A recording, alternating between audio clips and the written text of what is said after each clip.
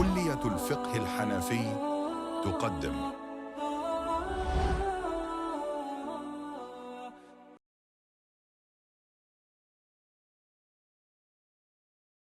بسم الله الرحمن الرحيم. Alhamdulillah wassalatu wassalamu ala rasulillah.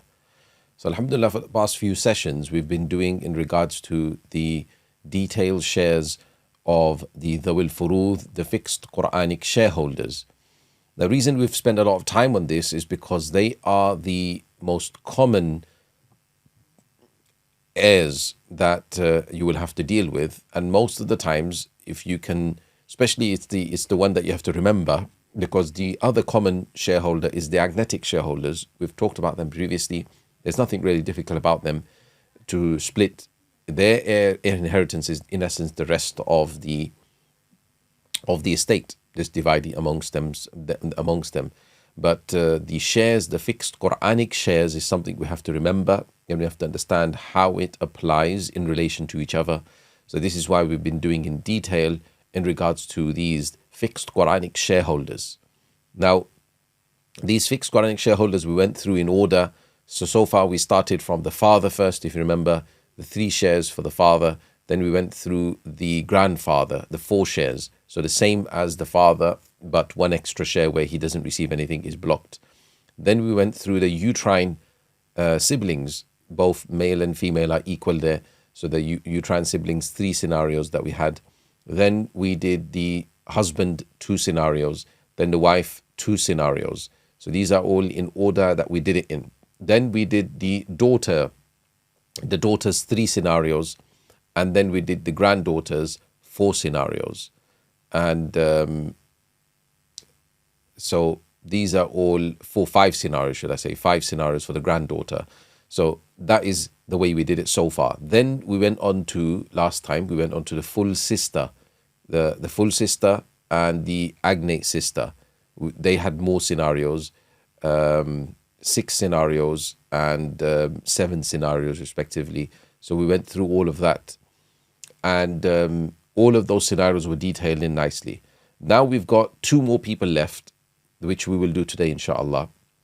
We'll discuss in regards to the mother, right? The mother only has 3 scenarios. We'll talk about them in detail. And the grandmother. So when we talk about grandmother, it talks about any grandmother in essence, grandmother, great-grandmother, maternal grandmother, paternal grandmother. All grandmothers are included within this. But which type of grandmother we will talk about. Okay, obviously it's only the inheriting grandmother that we're talking about, but it could be any of these grandmothers. So inshallah, hopefully we will discuss this in detail in regards to this grandmother. There's going to be a little detail regarding which type of grandmother. Hopefully we'll depict that and very nicely explain that today.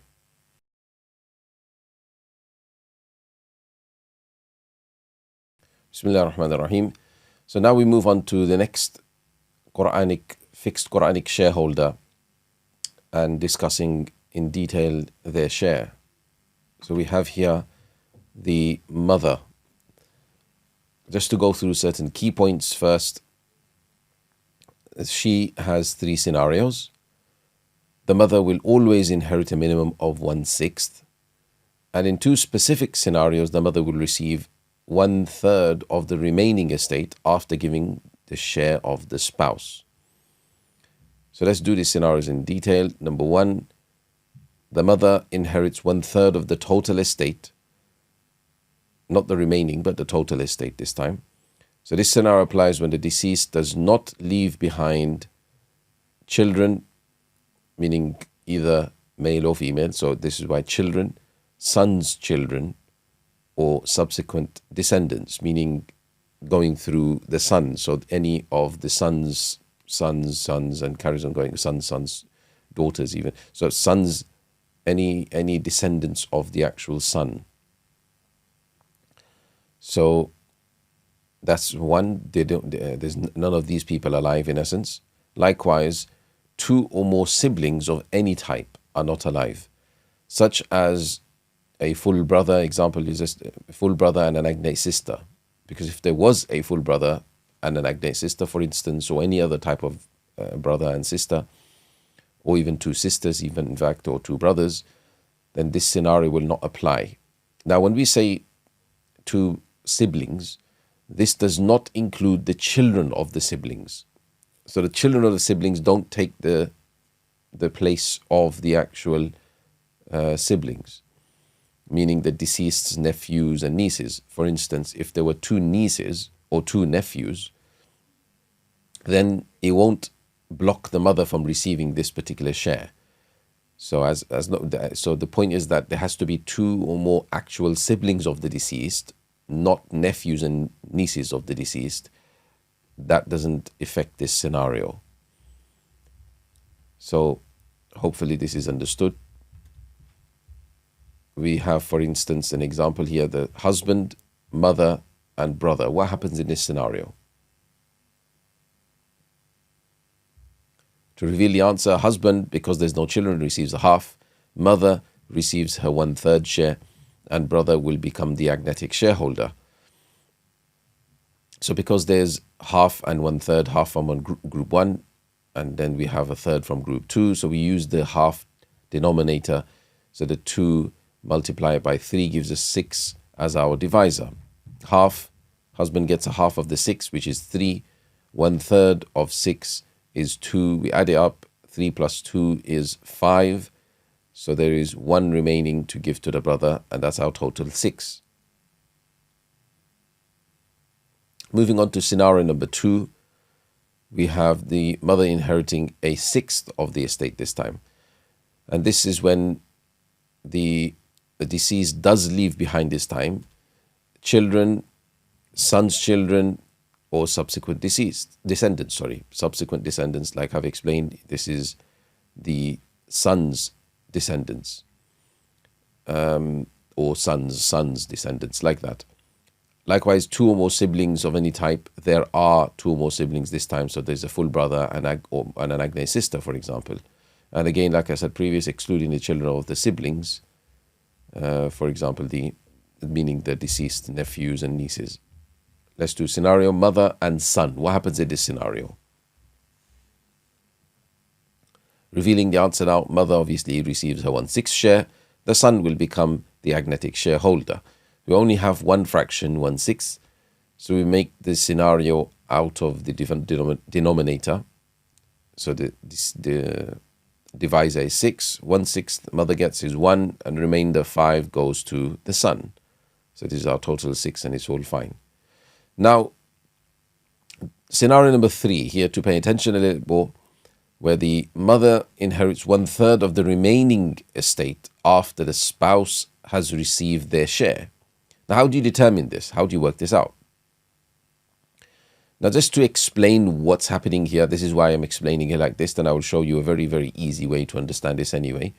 But to determine this, first allocate the spouse's share. Give them their share, whatever it is, and that's it. They're done.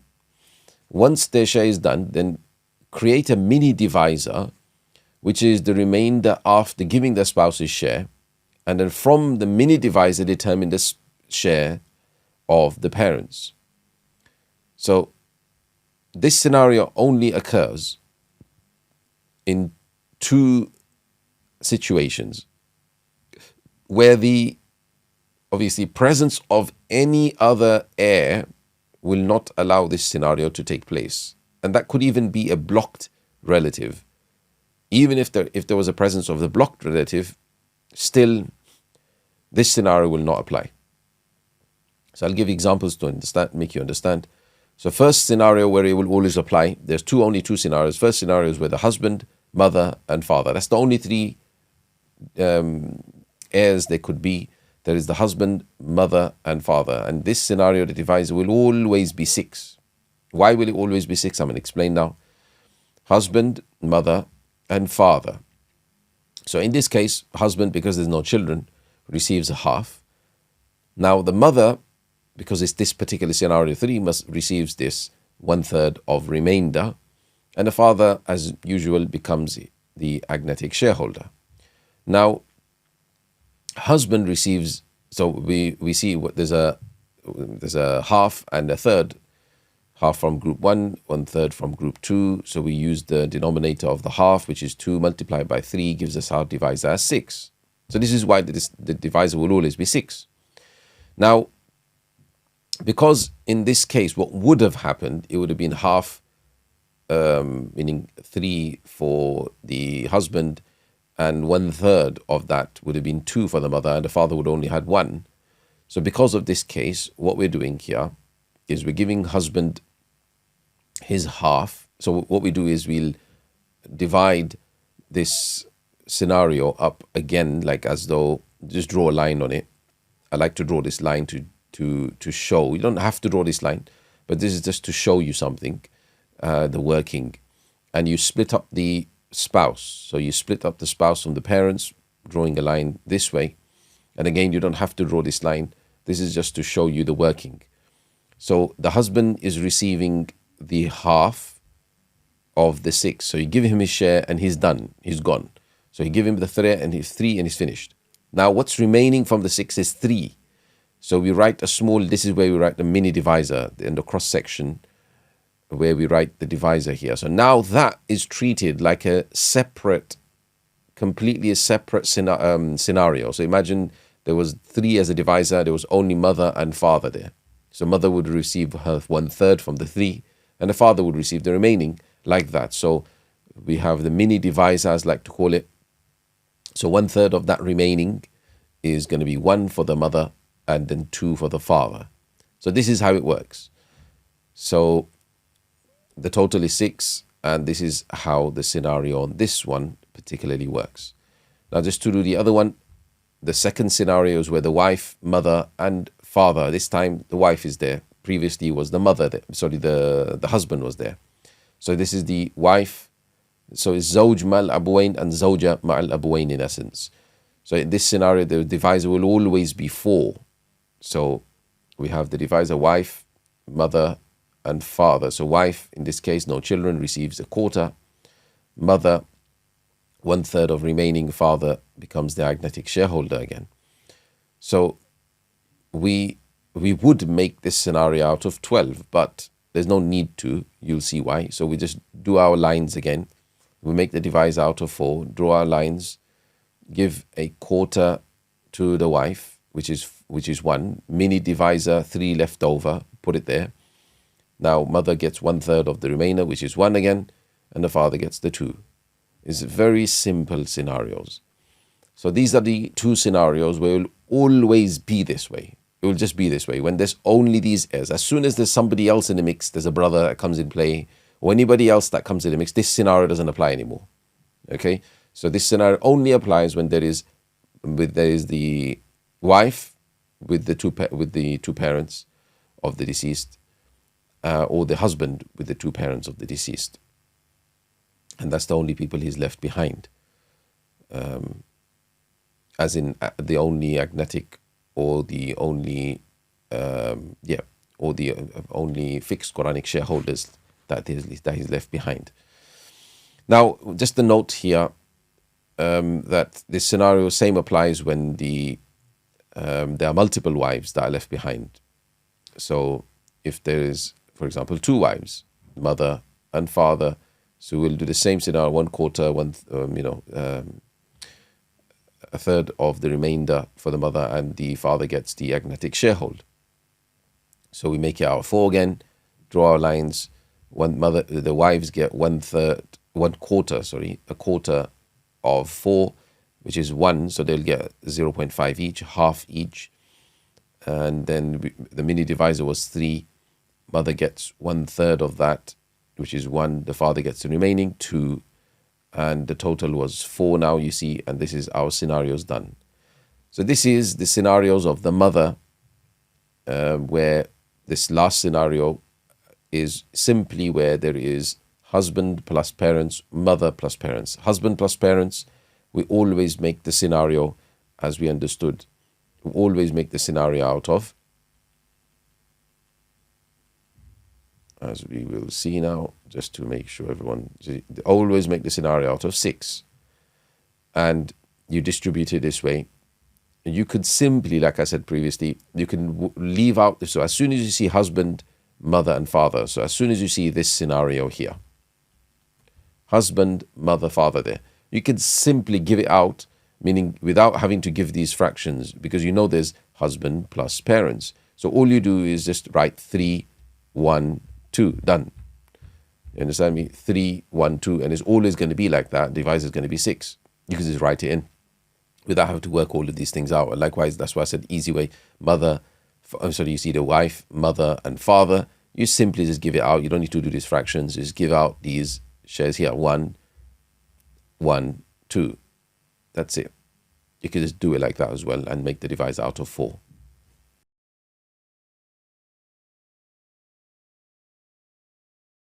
Now let's do some practice questions on the mother's scenarios that we've already studied here. So what will the mother receive in these scenarios where there's a wife, full brother, husband, daughter, full brother, wife, and father? So let's do them together. We have wife, mother, and full brother. What happens in this case?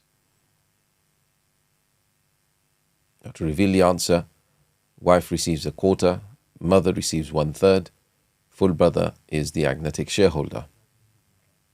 So because there's a quarter and a quarter from group 1, a third from group 2, so we ignore group 2 and we go for the quarter. The denominator is 4 multiplied by 3, which is 12 as our divisor. A quarter of 12 is 3. A third of 12 is 4. We add that up. 4 plus 3 is 7.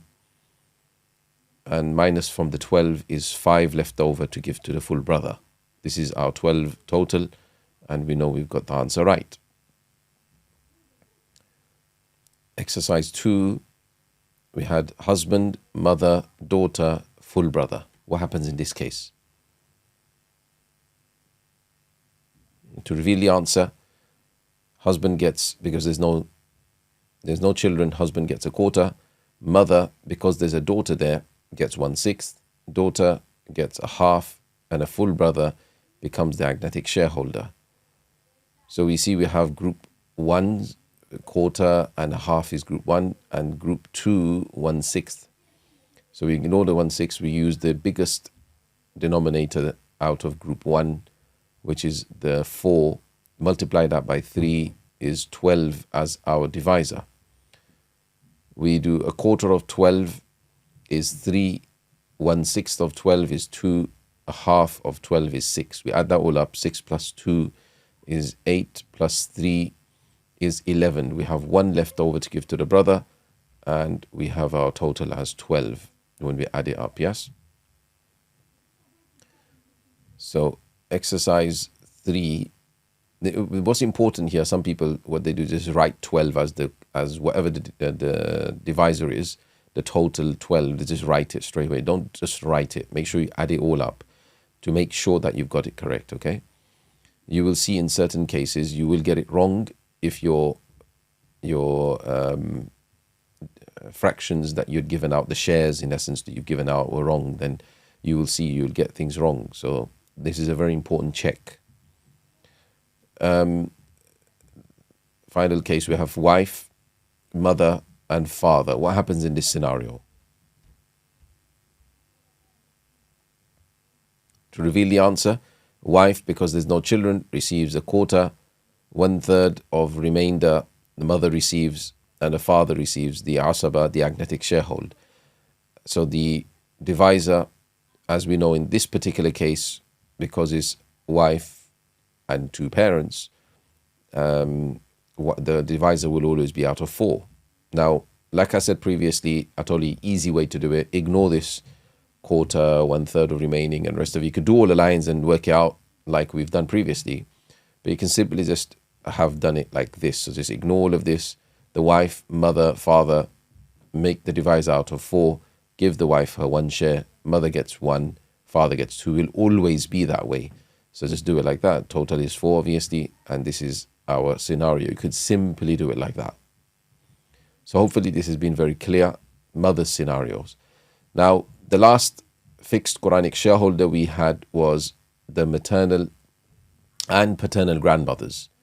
So what is the key points here to understand this? What's important here is to understand some terminology, because we will be discussing this, and it's important to know these people so you can understand which type of grandmothers we're talking about here. So the grandparents are categorized into two types for inheritance purposes. First one is we have inheriting grandfather, which we call in Arabic Jad Sahih. So Jad Sahih, the inheriting grandfather, is the grandfather who is related to the deceased through males only. So his relation to that deceased is only through males. There's no intermediary of a female. Otherwise, he is a non-inheriting grandfather, meaning if there is an intermediary of a woman, a female in between, then that will make this jad a fasid jad in relation to inheritance. Now, the second thing to remember is inheriting grandmother. So we had the inheriting grandfather, we have the inheriting grandmother, the jadda sahiha. So who is this? Is a grandmother who is related to the deceased through a non-inheriting grandfather.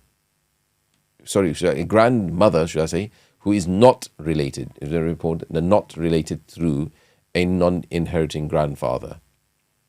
So the reason I've not said is related to the deceased through a inheriting grandfather, because it may not be related through the deceased through inheriting grandfather as such. It may be related to the deceased through a mother, right?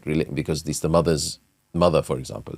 It could be related to the deceased through the father, because it's the father's mother, for example. So in this way encompasses in one go everything. So is somebody, a inheriting grandmother, in essence, is somebody who is not related through a jad fasid. That's why it was important to understand above who jad fasid was. Anyway, this will all become clear. I will explain this through diagram, but just remember the terms for now, which is important.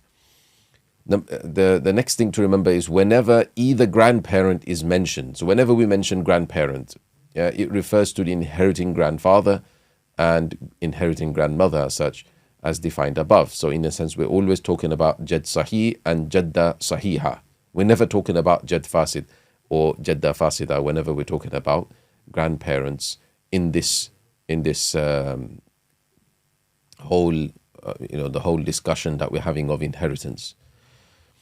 And now to mention the normal things, that the grandmother has two cases, two scenarios she has, that the grandmothers, they will inherit either 1/6 combined, shared amongst themselves, or they'll inherit nothing. That's the only two scenarios they have. Now, if the mother of the deceased is alive, neither grandmother will inherit, meaning whether it's a paternal or maternal grandmother will not inherit. And if the father of the deceased is alive, then only the maternal grandmother will inherit. In essence, the father can only block the father being there, father being alive, can only block his mother, meaning the paternal grandmother. So this is something to bear in mind. So let's do the diagram to understand what we're talking about in regards to a Jadda Sahiha and a Jad Sahih. That's what we're trying to understand here. And in essence, we'll understand the Fasids as well. So if we have the deceased here, this is the deceased. Stemming from the deceased family tree, if we, for example, draw the father and we have the mother, okay? So the father is obviously an heir. The mother is also an heir. But let's just go off the father now. So the deceased from the father has parents, so the father's father and the father's mother. Okay? So let's just keep it there for now. So the father's father, meaning grandfather of the deceased, he is Jad Sahih. And the father's mother, she is Jadda Sahiha. Okay? Because related through only male. Now we go above now. Father's father's father. So go above. So that grandfather's father and that grandfather's mother, they are both again, again, he's Jad Sahih and she's also Jadda Sahiha. Now if we carry on going from that grandfather upwards, that grandfather's parents in essence, they both also are Jad Sahih and Jadda Sahihas. So you can see the point of this is to understand the Jad Sahih, Jadda Fasida. Yes, so all the way down in this way, if you're going upwards, you could see the father, the father's father, the father's father's father, that carries on going. And also their mothers respectively are also the great grandparents and great great grandparents. You can see our Jad Sahih and Jadda Sahihas. So now understand here from the mother. So we're going to go from this mother that's left over. You'll see when I draw a line on top of it, you see here, this grandmother's or great grandmother's father, you see, will now become Jad Fasid. Now, why is this one Jad Fasid, the one that's F not highlighted? That's the father in essence, but that's not highlighted. That's because he is related through the female. Can you see his relation to the deceased comes through M, which is the mother, and then it goes through to F, and then goes to the deceased. So because the relation goes through in this way, this is why it's this Jad here now will become Jad Fasid, non-inheriting grandfather in essence. But the counterpart, meaning the mother here, the grandmother, great-grandmother, the great-great-grandmother, she will still remain to be Jadda Sahiha, because she is not related to the deceased through a Jad Fasid. You see, there's no Jad Fasid relation from that grandmother going down to the deceased. Hopefully that makes sense. Then we have, coming to the grandmother, the paternal grandmother of the deceased. So we see the parents here, father, he is Jad Fasid. And why is he Jad Fasid? Because he's related to the deceased through a female, meaning through the M mother here, which is the grandmother of the deceased. If we stem from him, firstly, so his father would also be Jad Fasid, because he's also related through the M, because as soon as there is a female connecting him to the deceased, there now he will become a Jad Fasid. Now that Jad Fasid's mother, now this is the point where we see that now she becomes Jadda Fasida. The reason she becomes Jadda Fasida is because she's related through a Jad Fasid. She is related to the deceased through this non-inheriting grandfather. Obviously, it's a great-great-grandfather, but hopefully you can understand. A great-grandfather rather than great-great. But it's a great-grandfather that's relating this great-great-grandmother, who is a non-inheriting great-great-grandmother in essence, related through this F, who is a non-inheriting grandfather going downwards. So this much should explain everything. The rest of it, I'm just going to fill it in just so that you can understand. So now coming from this grandmother would have had the mother as well, but she would have been a Jadda Sahiha, because she is not related through a non-inheriting a Jad Fasid. Then we have here her father would be a Jad Fasid, because he is related to the deceased through a female. But as you can see, the mother of this great grandmother would be a Jadda Sahiha, because she is not related to the deceased through a Jad Fasid. So that is hopefully understood. Okay, you can see a pattern forming as well of V shapes if you were seeing, but we'll do that at the end, inshallah. Hopefully it'll become more clear. Now we move on to the mother's side of the family. If you look at the mother's side of the family,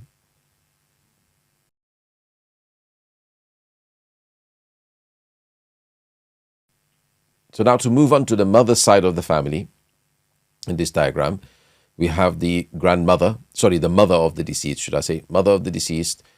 If the mother of the deceased has a father, this father is, in essence, a Jad Fasid, simply because he is related to the deceased through his daughter. So there is deceased's mother's father. So this is a Jad Fasid because he's related to the deceased through a female. But the deceased mother's mother on this side now, she is Jadda Sahiha because she is not related through a Jadd Fasid. Then we stem off from that grandfather, the maternal grandfather, stemming off from him, he would have had a father and he would also have been a Jadd Fasid, as we can see, and the mother would also now have been Jadda Fasida because she is related to deceased through this Jadd Fasid. Then going from the great-grandfather, you have Fasid, Fasid. You can understand the pattern now, Fasid, Fasid, because they're related through the mothers because they're related through Jadd Fasids, and the Jadd Fasid because they're related through females, which is the mother at the pinnacle there. So they will always be from the mother's side of the family. Her father's side will not inherit at this stage. Then we stem off from the grandmother of the deceased. So grandmother's father will be also Jadd Fasid because he is related through these females. But the mother will be Jadda Sahiha because there's no Jadd Fasid relating between this person in essence and the deceased. Stemming off from that father there, his parents will be both Fasids, and the mother's there, parents' father would be Fasid, but the mother will be Sahih. So this is, in essence, you can carry on going further. Okay, you can carry on going further. The idea simply would be you can maintain a V shape. If you carry on drawing it correctly, you will maintain a V shape. You can see there's a V shape from deceased going upwards, right and left. Then from the father, or deceased's father, there's also a V shape going from that way and that way. You see there's a V shape. And then if you go to grandfather, there's also a V shape. Okay, and like that, it carries on going. That V shape continues to go. These are all Jadd Sahis and Jadda Sahihas. So simply, just to understand, F equals the Jadd Sahih, meaning father. I put it as M equals the Jadda Sahiha, meaning mother. And F equals, without the shading, equals Jadd Fasid. And M without the shades equals the Jadda Sahiha. So hopefully this is clearly understood as to who the Jadd Sahih and Jadda Sahiha is. Take a bit of time, understand this. If you have to draw it out yourself, and you will understand it, because it is a little tricky to understand. Go through the definition again of who Jadd Sahih and Jadda Sahiha is, and inshallah, hopefully this will be very clear. Once it clicks, it's very easy. Now let's just do the scenarios of this maternal or paternal grandmothers. So the maternal and paternal grandmothers will share 1/6 as long as they are in the same generation. So in the same generation, they will inherit together, they will share. And this scenario applies when the deceased does not leave behind a mother and a father. Simple and straightforward. So example, let's say there's a maternal grandmother and a brother. What happens in this case? So the maternal grandmother, she will receive her 1/6. The brother will get the asaba, the agnatic sharehold. There's only one fraction, 1/6, so we make the denominator the divisor, so there's 6. 1/6 the grandmother gets, so she'll get 1, and the remainder 5 goes to the brother. This is our total 6, and this is correct. Example 2, paternal grandmother, maternal grandmother, and a brother. What happens in this case?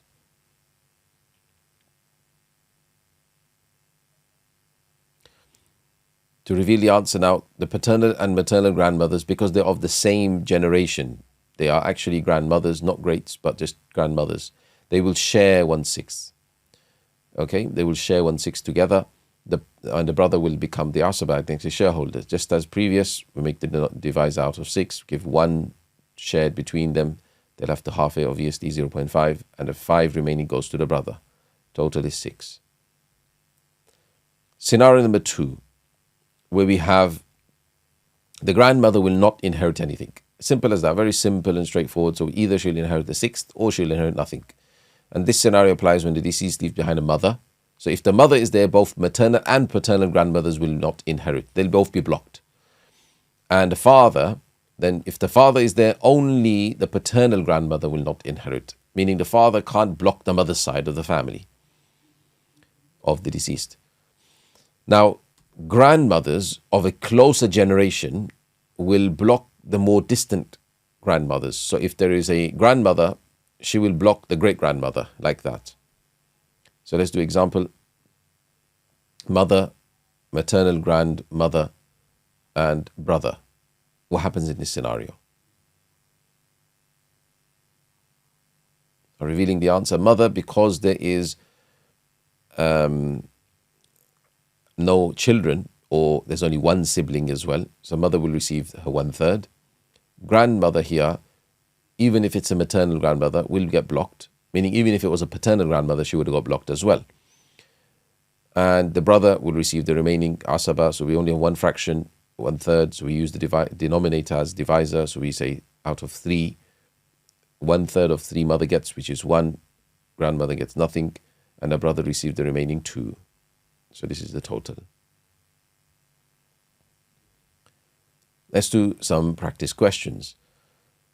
What's the inheritance in these cases? So let's do it together. We have paternal grandmother and brother. What happens in this case?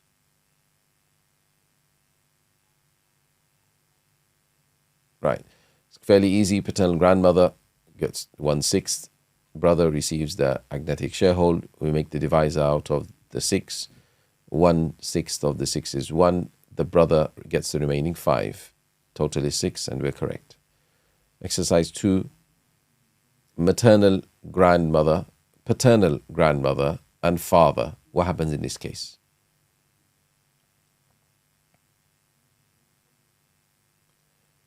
Revealing the answer, the maternal grandmother receives a 1/6. Paternal grandmother will be blocked because of the father, and the father will get the remaining. So there's only one fraction, 1/6, so we use the denominator as divisor. We make out of 6, 1/6 the grandmother gets out of 6 is 1. The other paternal grandmother gets nothing, and the father gets the remaining, which is 5. Total is 6, and we're correct. Exercise 3, we have maternal grandmother, paternal grandmother, mother, and brother. What happens in this case? The maternal grandmother will receive nothing. The paternal grandmother will also receive nothing. The reason because of mother. Mother blocks both. Mother gets 1/3 because there are no children, and there's only one sibling, there's only one brother, so she gets 1/3. And the brother receives the agnatic sharehold. We make the scenario, because only 1/3 here, we make the scenario out of the denominator. So 3 is our divisor. 0 to each grandmother, 1/3 to the mother, which is 1, and the remaining 2 goes to the brother. Total is 3, and we have got it correct here. So these are the scenarios that we have done today. This brings us to a close in terms of the will furud that we have done, the agnatic shareholders. So we did this in detail because this is the most important heirs, in essence, right? And obviously with all the fractions coming into play, sometimes a little bit tricky for people to understand and to explain each scenario in detail, making sure we understood the scenarios where they get blocked, and so on. So hopefully this will make the whole understanding of the inheritance very easy, because most cases will have some sort of fixed Quranic shareholders, that they will furud. So dividing in amongst any sort of scenario will have that. Now there's 1 or 2 discussions left, which we will do in our next sessions, inshallah. But for now, this much everyone needs to make sure they've practiced properly. Inshallah, those people who have the book to guide them and follow them along, there will be exercises that people can do as well, and come up with your own exercises, your own scenarios, to try to think of your own families. I always say, think of your own family and draw out your own family, your parents, your mother, your father, anybody else's scenario, work it out for them, and just do the scenarios like that, you'll have a lot of practice, inshallah. And it'll be practical practice which is not just hypothetical practice, which we will see patterns forming in, because there's constantly the same sort of people being alive.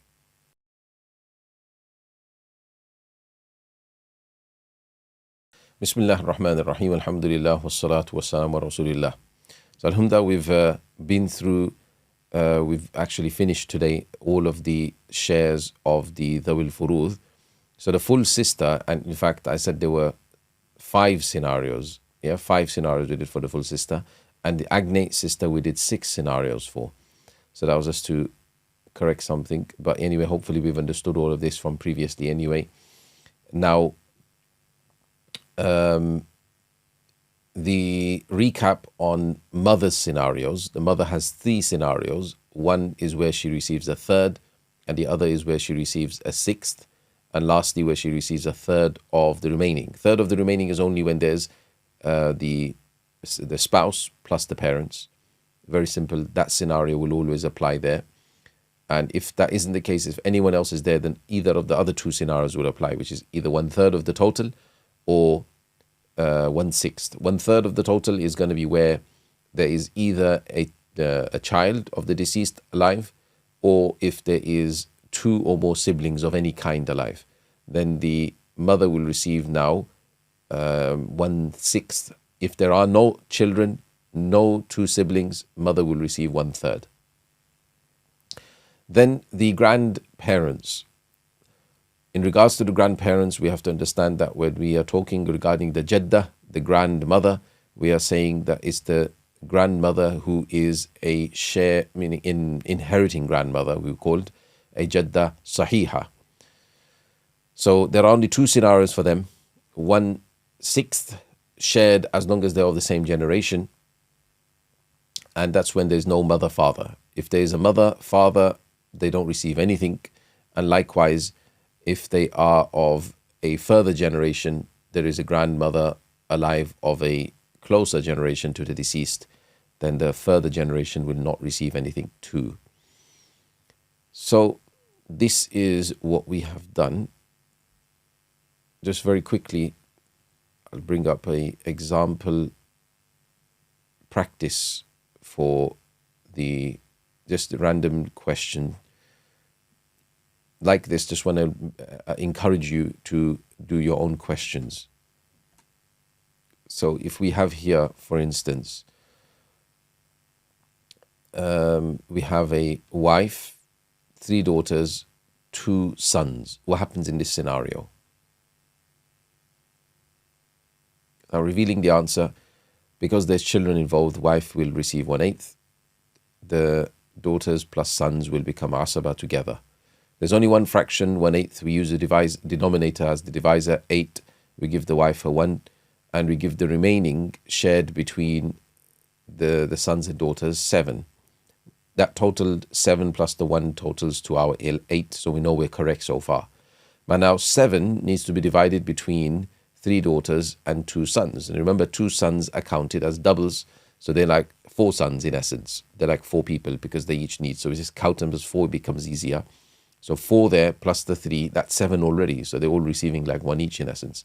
So the 3 daughters will get 3, 1 each. And the 2 sons will get 4, 2 each. So this is now how we've done double the share for the sons, because we counted them as doubles. And then we totaled it up, it was 8, and this is the shares divided. One more scenario we'll do, and the rest of it, inshallah, you can practice yourselves as well. We have husband, daughter, mother, uncle. What happens in this case? To reveal the answer, husband, because there's a child there, there's a daughter, will receive a quarter. Daughter will receive a half. Mother receives 1/6 because there's a daughter. Uncle is the agnatic shareholder, the asaba. So we see there is quarter and half from group 1, and there's also 1/6 from group 2. So we're going to have to ignore group 2, use the bigger denominator, the 4, and multiply that by 3. We get 12 hours our divisor. Quarter of 12 is 3 for the husband. Half of 12 is 6 for the daughter. 1/6 of 12 is 2 for the mother. We add that up, 6 plus 2, 8 plus 3, 11. We have 1 left over to give to the uncle, equals 12 as our total, and we have this scenario complete.